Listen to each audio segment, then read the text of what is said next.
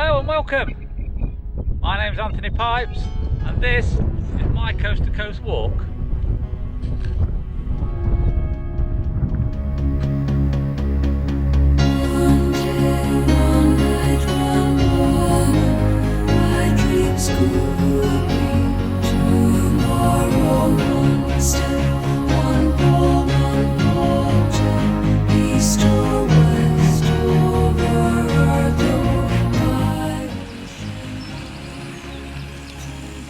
Welcome to day 8.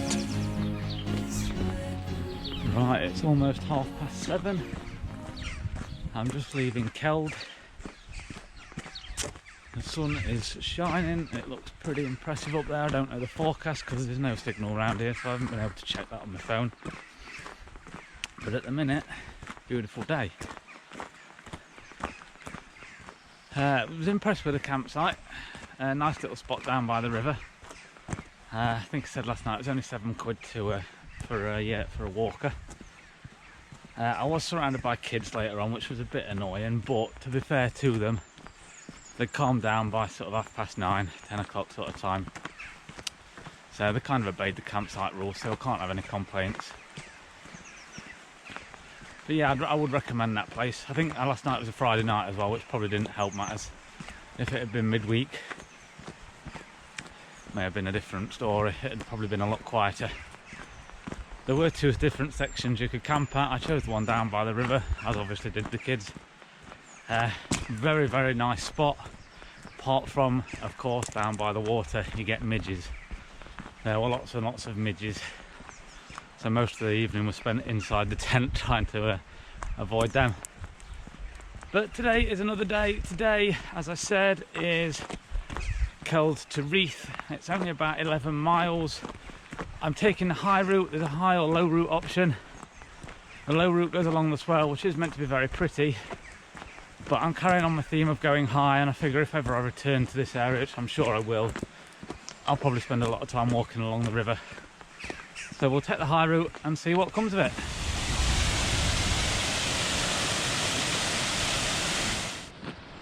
It would be nice to have a day that starts by going downhill and not up. I don't know if you can see the river straight down there. That's where I've just come up from. So yeah, another tough start to the day. So I think this is the junction in the path where I choose between high or low.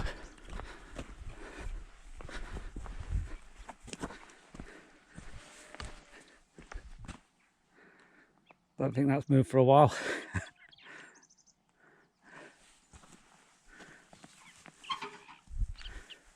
Fantastic.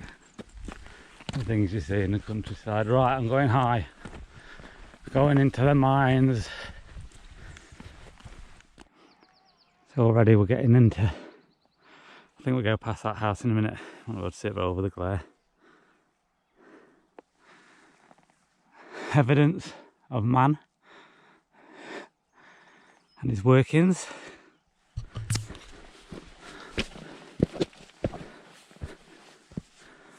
The entrance look into one of the old mines. I can't get in there, not with my rucksack on. I have no idea how far in it goes.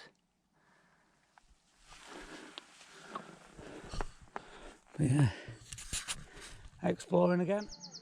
And this is a view from that mine. You can just about make the River Swale out right down in the distance. Cracking views. So this is Crackpot Hall. Try the glare off the sun. Have a quick nosy inside.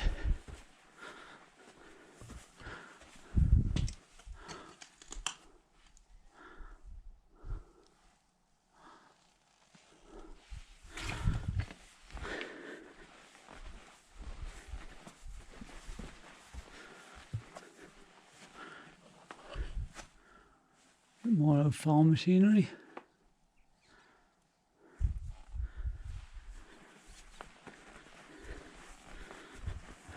Fascinating old stuff. No words needed. Just taking a look down this valley. And watching it on the video, I'm sure you can't quite get what I see while I'm here. The vast beauty, it's just phenomenal. There's a waterfall coming up. And we'll go past that, I think, so we'll see how close we can get. But yeah, it's just stunning, stunning, stunning scenery.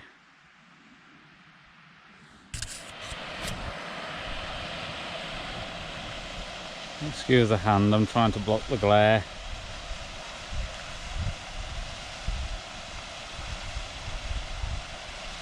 Evidence again of man with the ruins of the old buildings from the lead mining days.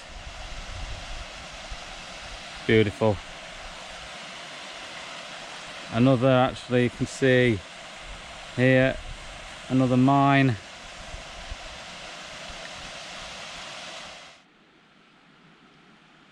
More evidence of entries into old mines.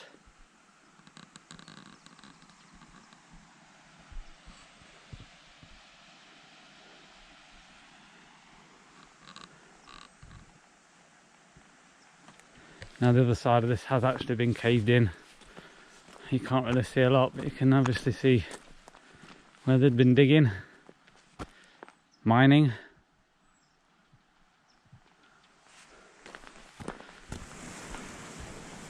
Again, seeing much better days.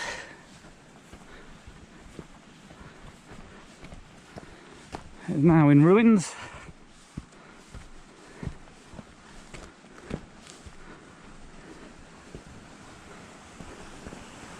It all tells a little tale of history.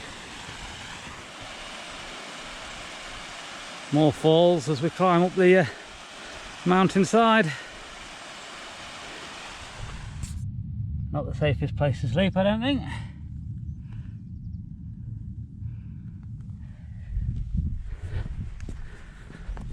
So this bit up here is flagstoned, which makes going a bit easier.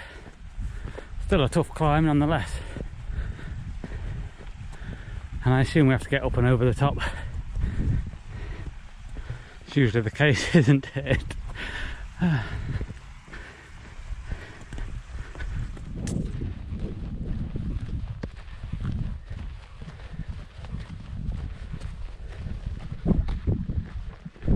See to see. Now it is nesting season. Just up here I've got some young grouse. I wonder how close I can get before it disappears. Oh, there's one.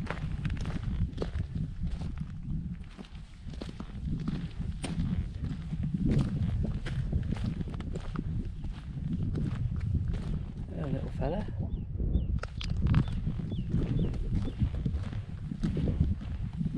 There's 4 of them. There's 3 there. And there's another one going across the top of the heather here. So down below me is the Blackenthwaite Smelt Mill. Another piece of history as we cross through the moors, or the dales should I say.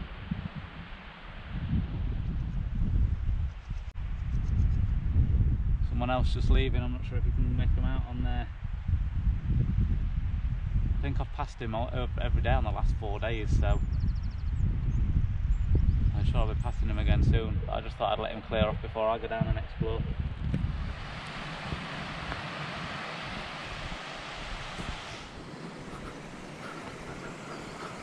So yeah, the old mine entrance up there.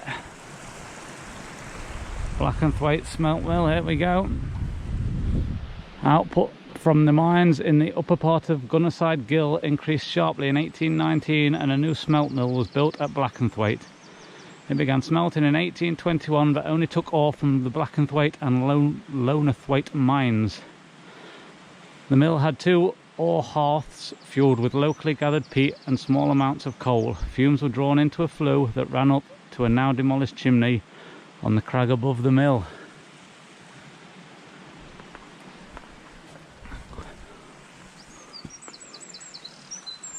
I think we also pass another smelt mill shortly. I say shortly, it could be a while yet. That's the Old Gang Smelt Mill, so we'll have a look at that when we get there.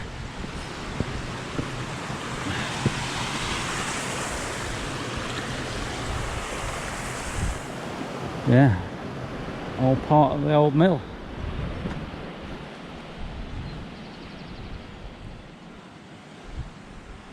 Right, we'll carry on the journey. There's a fairly decent view back to the old mine entrance. And of course back down to the mill. Tough little climb out from there. And more to go yet. Again, more views of mines down there in the distance. Looks like there's an old mine cart or something outside the entrance to that one, but I can't make it out. More ruins of buildings there in the distance and down here. We don't get quite as far as that, we turn left just before that. We'll walk past another mine entrance. The water's too deep for my boots, I think, otherwise I'd go in for a nosy. I'm not kidding you when I say that was some of the toughest climbing yet. That was a steep climb up from by them mills down through that valley. Oh, pardon me. And it was climbing up gravel and dirt and rock, and it just keeps slipping from underneath you. I'm glad I had my poles for that. Give your arms a bit of the workload. That was tough going. I think it levels out a bit now. I don't think I can go much higher. Go up this way. But wow, that was tough going. So it's a bit bleak and barren up here.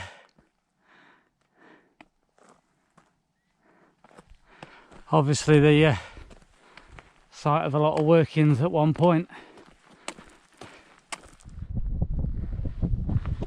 Piece of old machinery that's been left behind. Thomas Foster, I think that says. 8x5 patent Kibbler stonebreaker, Leeds, England.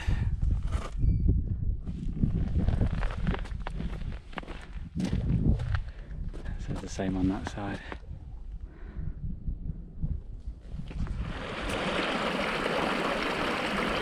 So one of the old entrances to mines yet again. This one with a good stream flowing out of it now. Oh, tricky to navigate.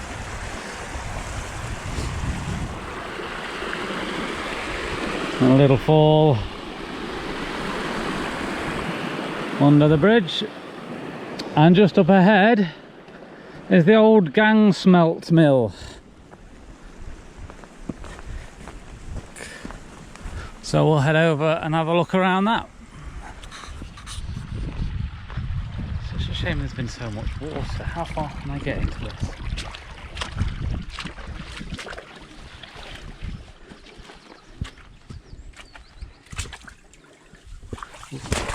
Not much further, I don't think. I haven't got a decent torch on me, which is a shame. In case it was too much weight to carry. But it'd be great to go in and have an explore, wouldn't it?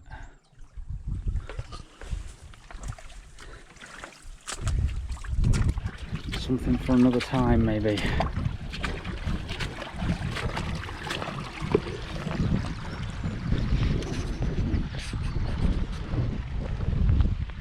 There was obviously once something up on top of the hill there.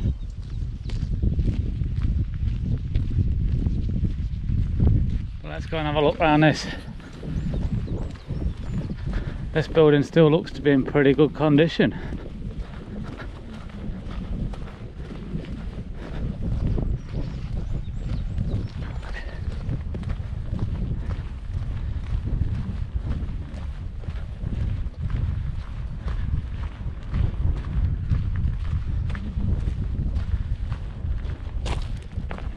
A bench. John O'Connor's seat. Oh, It's all well boarded up, we can't get in and have a nosy. That's probably a good thing. It's kept in good condition that way, isn't it? Right, we're going to have a look at the ruins over this way.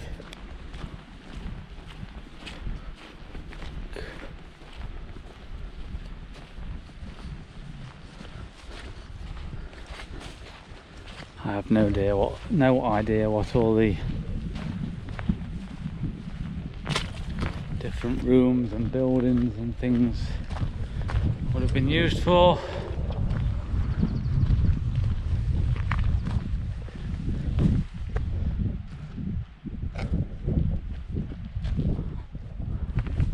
Another mine entrance on top of the hill. Actually, there's a couple up there next to each other.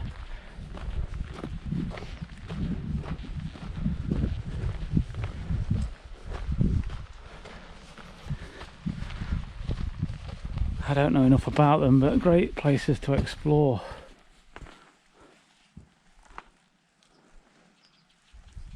Guess they probably went into the hills underneath the mines as well.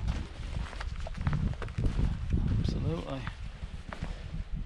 More here.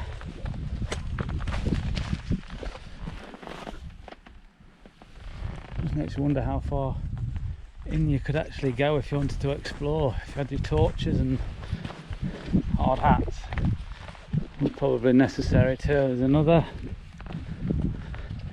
This was obviously quite a very busy little mine.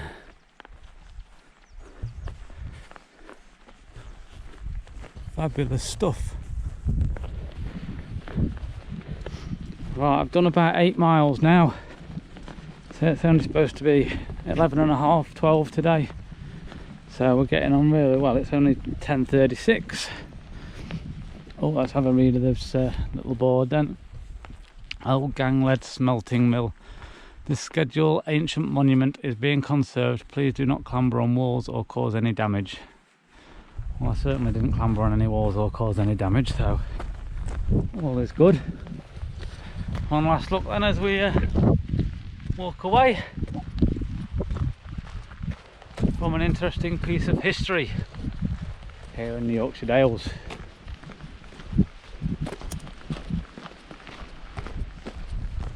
Just passing by another smelting mill, so we thought we'd come over and have a quick explore.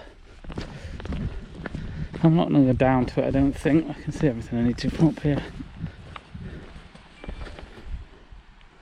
Surrender lead smelting mill. There we go. I passed the lad that was in front of me in the black. He stopped down at the Surrender lead smelting mill. And this be the Yorkshire Dales.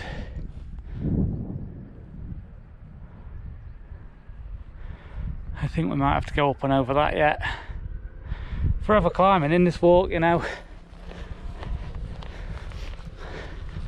Seriously, anyone thinking of doing it, do make sure you put the training in. It is grueling.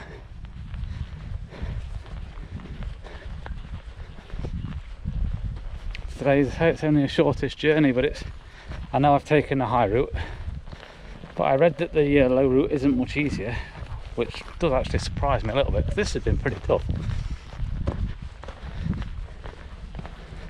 But yeah, anyone wanting to do it, do it, because it is fantastic and it's the toughest thing. I'm only halfway through. It's already the toughest thing I've ever done. It's the toughest thing you'll ever do, but at the same time it's so rewarding, and the scenery is just stunning. Train for it as much as you can, but do come and do it. One of them situations where you've got to drop down to go back up.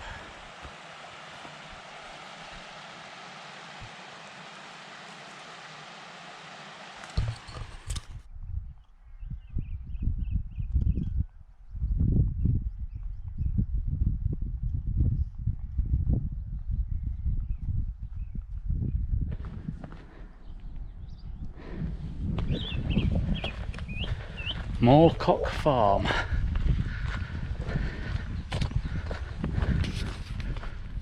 grueling climbing up these hills yet again.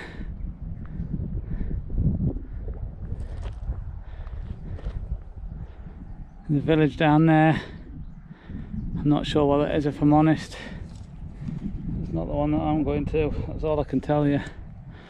But I'm hoping mine's not too far over the brow of this hill. Right, I see a village in the distance. I'm thinking that must be Reeth.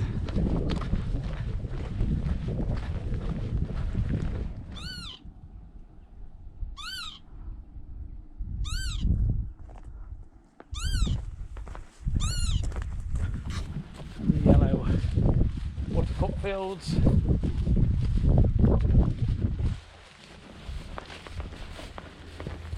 As we drop down towards Reeth.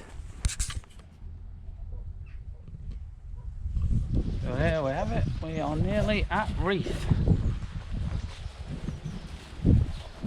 Well, it's certainly the busy little town, isn't it, Reeth?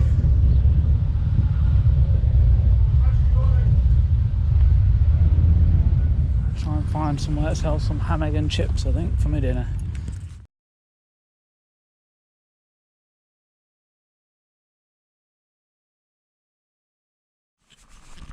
Right, so I'm at the Orchard Caravan and Camping Park here in Reeth. Nice flat pitch of grass here, which is kind of reserved for coast-to-coasters, I think. I'm all set up, teas on the go. Today is done. Spent a bit of time in Reeth this afternoon with my parents and my son. Had an ice cream, had a paddle, had a pint, had some dinner, etc. Tomorrow is Reeth to Richmond. That's only about 10 miles. I'm then going to push on a bit further later on, I think, and try and get somewhere near Catterick. I might stop at St Giles Farm if they've got any room, or I might continue and wild camp somewhere. See how I feel at that point tomorrow, but the more I do tomorrow, the less I do the next day. Because the next day I'm going to the Bluebell Inn in Ingleby Arms, camping in the garden. If I only do the 10 miles to Richmond tomorrow, then the following day will be 21.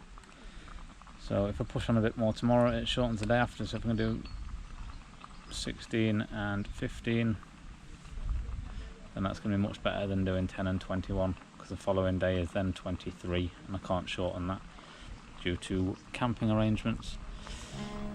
So that is day 8 done. I shall see you all on the next one. Thank you for watching. Good night.